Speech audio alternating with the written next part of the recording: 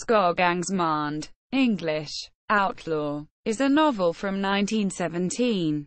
The debut novel of Norwegian writer Mikkjel Fønhus. Plot. The story is set in rural Norway. The main character is a wild-tempered young boy, Hans Trefthorgen, who gets involved in fights and a stabbing, and ends up as an outlaw living in the forests, while enjoying the independent way of life in the wilderness. He is also desperately longing for the woman, Ingrid Odden, whom he knew from their childhood, and who later has married.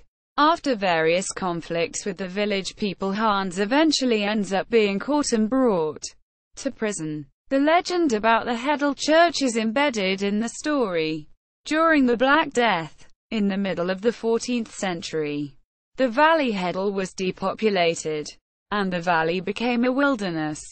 A hunter, an outlaw living and hiding in the forest, one day shot an arrow after a capercaillie, but missed and instead struck the church bell, after which the hunter discovered the old church.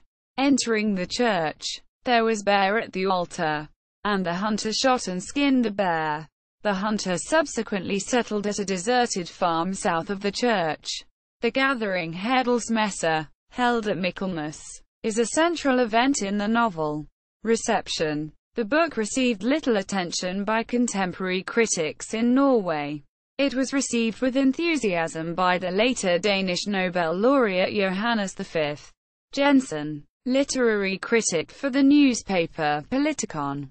Jensen pointed at the similarities between Fønhus' picturing of the wilderness and the international genre of wilderness writing. Follow-up. Fønhus' literary breakthrough came with his next books.